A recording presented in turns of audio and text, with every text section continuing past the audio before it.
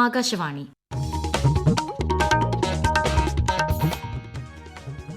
നമസ്കാരം. പ്രാദേശിക വാർത്തകൾ വായിക്കുന്നത് ബിന്ദു വിനോദ്.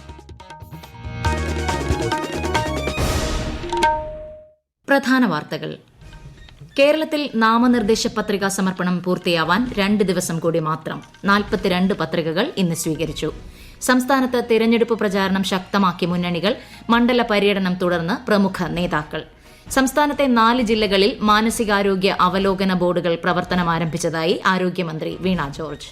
മദ്യനയ അഴിമതി കേസിൽ ആം ആദ്മി പാർട്ടി നേതാവ് സഞ്ജയ് സിംഗിന് സുപ്രീംകോടതി ജാമ്യം അനുവദിച്ചു. IPL ക്രിക്കറ്റിൽ ഇന്ന് royal challengers Bengaluru Lucknow super ജയന്റ്സിനെ നേരിടും. കള്ളക്കടൽ പ്രതിഭാസത്തിന്റെ ഭാഗമായി കേരള തമിഴ്നാട് തീരങ്ങളിൽ ഇന്ന് ഉയർന്ന തിരമാലയ്ക്കും കടലാക്രമണത്തിനും സാധ്യത. വാർത്തകൾ വിശദമായി. സംസ്ഥാനത്ത് നാമനിർദ്ദേശ പത്രിക സമർപ്പിക്കുന്നതിന് 2 ദിവസം മാത്രം അവശേഷിക്കെ 42 നാമനിർദ്ദേശ പത്രിക കൂടി ഇന്ന് സ്വീകരിച്ചു. തിരുവനന്തപുരത്ത് 6ഉം കൊല്ലം, കോട്ടയം, തൃശൂർ, വയനാട് എന്നിവിടങ്ങളിൽ 4ഉം മാവേലിക്കര, ചാലക്കുടി, പാലക്കാട്, കാസർഗോഡ് മണ്ഡലങ്ങളിൽ 3ഉം വീതം പത്രികകളാണ് ഇന്ന് സ്വീകരിച്ചത്. കോഴിക്കോട് 2ഉം ആറ്റിങ്ങൽ, ആലപ്പുഴ, ഇടുക്കി, എറണാകുളം, വടകര, കണ്ണൂർ മണ്ഡലങ്ങളിൽ ഓരോ പത്രികയും വീതം സ്വീകരിച്ചതായി മുഖ്യ തിരഞ്ഞെടുപ്പ് ഓഫീസർ സഞ്ജയ് കൌൾ അറിയിച്ചു. മാർച്ച് 28-ന് നാമനിർദ്ദേശ പത്രികാ സമർപ്പണം തുടങ്ങിയതു മുതൽ ഇതുവരെ സംസ്ഥാനത്ത് ആകെ 56 സ്ഥാനാർത്ഥികളാണ് പത്രിക സമർപ്പിച്ചത്. പത്രികകളുടെ സൂക്ഷ്മ പരിശോധന വെള്ളിയാഴ്ച നടക്കും. തിരുവനന്തപുരം പാർലമെന്റ് മണ്ഡലത്തിൽ LDF സ്ഥാനാർത്ഥി പന്ന്യൻ രവീന്ദ്രൻ ഇന്ന് പത്രിക സമർപ്പിച്ചു. UDF സ്ഥാനാർത്ഥി ശശി തരൂർ നാളെയും NDA സ്ഥാനാർത്ഥി രാജീവ് ചന്ദ്രശേഖർ മറ്റന്നാളും നാമനിർദ്ദേശ പത്രിക സമർപ്പിക്കും. ആറ്റിങ്ങൽ മണ്ഡലത്തിൽ LDF സ്ഥാനാർത്ഥി V ജോയ് നാളെയും UDF സ്ഥാനാർത്ഥി അടൂർ പ്രകാശ് മറ്റന്നാളും പത്രിക സമർപ്പിക്കും. വയനാട്ടിൽ UDF സ്ഥാനാർത്ഥി രാഹുൽ ഗാന്ധിയും LDF സ്ഥാനാർത്ഥി ആനി രാജയും നാളെ പത്രിക സമർപ്പിക്കും. NDA സ്ഥാനാർത്ഥിയും BJP സംസ്ഥാന പ്രസിഡന്റുമായ K സുരേന്ദ്രൻ മറ്റന്നാളാണ് നാമനിർദ്ദേശ പത്രിക സമർപ്പിക്കുക. കോഴിക്കോട് LDF സ്ഥാനാർത്ഥി എളമരം കരീമും NDA സ്ഥാനാർത്ഥി MT രമേശും നാളെ നാമനിർദ്ദേശ പത്രിക സമർപ്പിക്കും. UDF സ്ഥാനാർത്ഥി MK രാഘവൻ കഴിഞ്ഞ ദിവസം പത്രിക നൽകിയിരുന്നു. വടകരയിൽ LDF സ്ഥാനാർത്ഥി KK ശൈലജ നാളെ രാവിലെ പത്രിക സമർപ്പിക്കും. UDF സ്ഥാനാർത്ഥി ഷാഫി പറമ്പിൽ മറ്റന്നാളാണ് പത്രിക നൽകുക.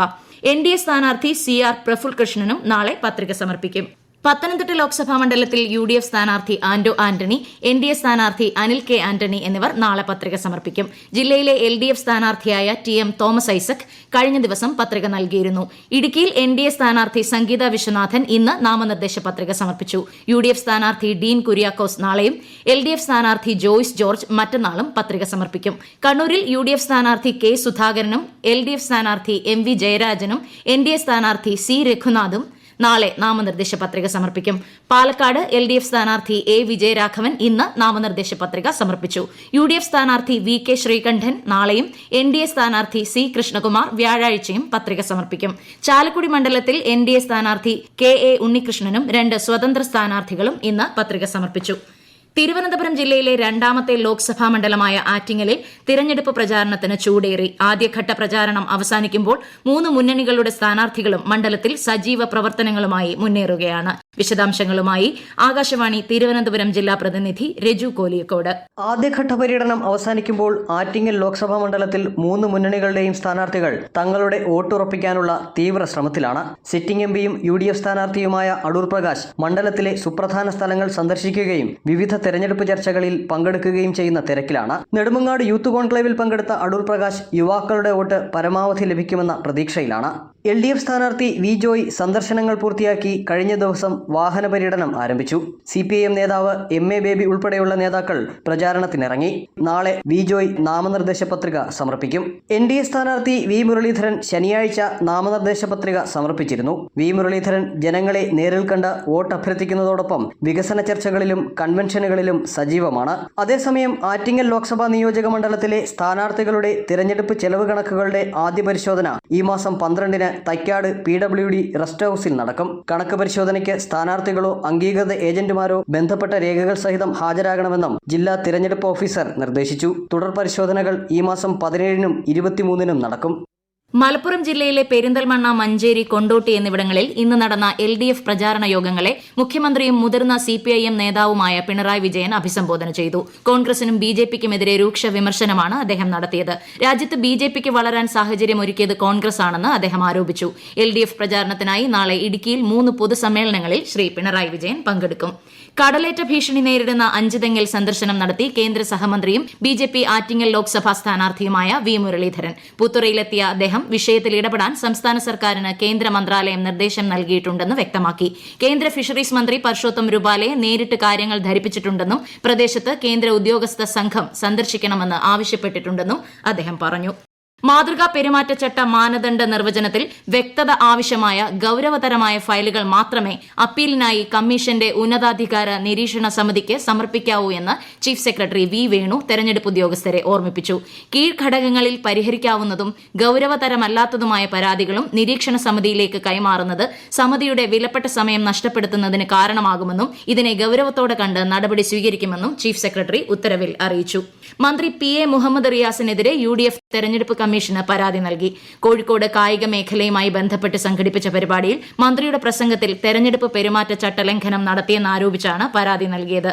എന്നാൽ ആരോപണം അടിസ്ഥാനരഹിതമാണെന്ന് മന്ത്രി മാധ്യമങ്ങളോട് പ്രതികരിച്ചു.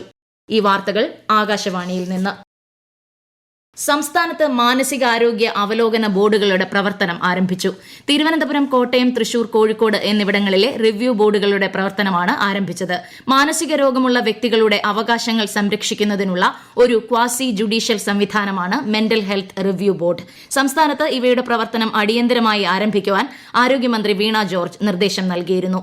വ്യക്തികൾക്ക് മാനസികാരോഗ്യ പരിചരണവും സേവനങ്ങളും നൽകുന്നതിനും അവരുടെ അവകാശങ്ങൾ സംരക്ഷിക്കുന്നതിനും നിറവേറ്റുന്നതിനുമാണ് മാനസികാരോഗ്യ അവലോകന ബോർഡുകൾ സ്ഥാപിച്ചത്. മദ്യനയ അഴിമതി കേസിൽ ആം ആദ്മി പാർട്ടി നേതാവും രാജ്യസഭാ MPയുമായ സഞ്ജയ് സിംഗിന് സുപ്രീംകോടതി ജാമ്യം അനുവദിച്ചു. ജസ്റ്റിസ് സഞ്ജീവ് ഖന്ന നേതൃത്വം നൽകുന്ന 3-അംഗ ബെഞ്ചാണ് ജാമ്യം അനുവദിച്ചത്. ജാമ്യ കാലയളവിൽ രാഷ്ട്രീയ പ്രവർത്തനങ്ങളിൽ സഞ്ജയ് സിംഗിന് പങ്കെടുക്കാമെന്നും എന്നാൽ ED അന്വേഷണത്തെക്കുറിച്ച് പരസ്യ പ്രസ്താവന നടത്തരുതെന്നും കോടതി പറഞ്ഞു. തെറ്റിദ്ധരിപ്പിക്കുന്ന രീതിയിൽ പരസ്യങ്ങൾ നൽകുന്നതുമായി ബന്ധപ്പെട്ട കേസിൽ പതഞ്ജലി ആയുർവേദയ്ക്കെതിരെ രൂക്ഷ വിമർശനമുയർത്തി സുപ്രീംകോടതി. അലോപ്പതി ചികിത്സാ രീതികളെ വിമർശിച്ചുകൊണ്ടും ചില രോഗങ്ങൾ ഭേദമാക്കുമെന്ന അവകാശവാദം ഉന്നയിച്ചും പതഞ്ജലി നടത്തുന്ന പ്രചാരണങ്ങൾക്കെതിരെ ഇന്ത്യൻ മെഡിക്കൽ അസോസിയേഷൻ നൽകിയ ഹർജി പരിഗണിക്കുകയായിരുന്നു കോടതി. ഇത്തരം പരസ്യങ്ങൾക്കെതിരെ നടപടി സ്വീകരിക്കാത്തത് എന്തുകൊണ്ടാണെന്ന് കേന്ദ്ര ആയുഷ് മന്ത്രാലയത്തോട് കോടതി ആരാഞ്ഞു.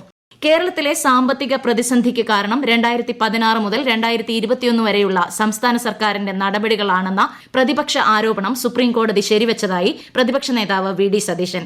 സാമ്പത്തിക പ്രതിസന്ധി ചൂണ്ടിക്കാട്ടി സുപ്രീംകോടതിയിൽ പോയ സംസ്ഥാന സർക്കാർ വടികൊടുത്ത് അടിവാങ്ങിയ അവസ്ഥയിലാണെന്നും പ്രതിപക്ഷ നേതാവ് തിരുവല്ലയിൽ വാർത്താസമ്മേളനത്തിൽ ആരോപിച്ചു. റിയാസ് മൌലവി വധക്കേസ് ഉന്നത പോലീസ് സംഘം പുനരന്വേഷിക്കണമെന്ന് KPCC acting president MM Hassan. കേസിൽ പോലീസും പ്രോസിക്യൂഷനും പരാജയപ്പെട്ടെന്നാണ് വിചാരണ കോടതി വ്യക്തമാക്കിയതെന്നും കേസിൽ UAPA ചുമത്താതിരുന്നത് വ്യക്തമായ അന്തർധാരയുടെ അടിസ്ഥാനത്തിലാണെന്നും അദ്ദേഹം ആരോപിച്ചു. സംസ്ഥാന സാക്ഷരതാ മിഷൻ അതോറിറ്റി നടപ്പാക്കുന്ന പച്ചമലയാളം അടിസ്ഥാന സർട്ടിഫിക്കറ്റ് കോഴ്സിന്റെ രജിസ്ട്രേഷൻ തീയതി ഈ മാസം 30 വരെ ദീർഘിപ്പിച്ചു. നിലവിലുണ്ടായിരുന്ന 4 മാസം ദൈർഘ്യമുള്ള കോഴ്സിനെ അടിസ്ഥാന കോഴ്സ്, അഡ്വാൻസ്ഡ് കോഴ്സ് എന്നിങ്ങനെ 1 വർഷം ദൈർഘ്യമുള്ള 2 കോഴ്സായി SCRTയുടെ നേതൃത്വത്തിലാണ് പരിഷ്കരിച്ചത്.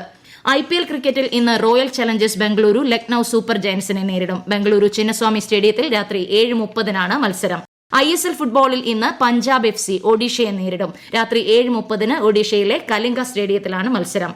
കള്ളക്കടൽ പ്രതിഭാസത്തിന്റെ ഭാഗമായി കേരള, തമിഴ്നാട് തീരങ്ങളിൽ ഇന്ന് രാത്രി 11:30 വരെ ഉയർന്ന തിരമാലയ്ക്കും കടലാക്രമണത്തിനും സാധ്യതയുണ്ടെന്ന് ദേശീയ സമുദ്രസ്ഥിതി പഠന ഗവേഷണ കേന്ദ്രം അറിയിച്ചു.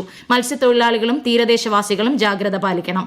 കടൽക്ഷോഭം രൂക്ഷമാകാൻ സാധ്യതയുള്ളതിനാൽ അപകട മേഖലകളിൽ നിന്ന് അധികൃതരുടെ നിർദ്ദേശാനുസരണം മാറി താമസിക്കണം.